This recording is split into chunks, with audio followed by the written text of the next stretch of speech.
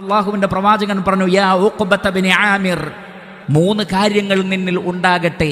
അതിൽ ഒന്ന് സിൽ മൻ ഖതഅക്, നിന്നോട് ബന്ധം മുറിച്ചവരോടും നീ ബന്ധം സ്ഥാപിക്കണം.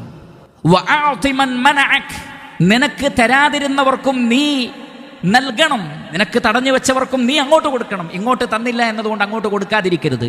ഇങ്ങോട്ട് മുറിച്ചു എന്നതുകൊണ്ട് അങ്ങോട്ട് മുറിക്കരുത്. വഅഫു അമ്മൻ വളമക്, ആരെല്ലാം നിന്നോട് ദുൽമ ചെയ്തിട്ടുണ്ടോ അവർക്കൊക്കെ നീ മാപ്പ് നൽകുകയും ചെയ്യണം. മസാദല്ലാഹു അബ്ദൻ ബിഅഫ്വിൻ ഇല്ലാ ഇസ്സ, മാപ്പ് നൽകുന്ന സ്വഭാവം കൊണ്ട് ഒരാൾ താഴ്ന്നു പോവുകയല്ല ചെയ്യുന്നത്, അവന് ഇസ്സത്ത് വർദ്ധിക്കുമെന്ന് റസൂലുള്ളാഹി സ്വല്ലല്ലാഹു അലൈഹി വസല്ലം. ഈ ലോകത്തും പരലോകത്തും നമ്മുടെ ഇസ്സത്ത് മാപ്പ് നൽകുന്നതിലാണ്, വിട്ടുവീഴ്ച കാണിക്കുന്നതിലാണ്, കോപത്തെ അടക്കി വെക്കുന്നതിലാണ്. അതിലൂടെ അള്ളാഹു വലിയ ദറജ നമുക്ക് നൽകും, സ്വർഗം നൽകും. അവൻ്റെ കോപത്തിൽ നിന്നും നരകാഗ്നിയിൽ നിന്നും അവൻ നമ്മെ കാത്തുരക്ഷിക്കുകയും ചെയ്യും.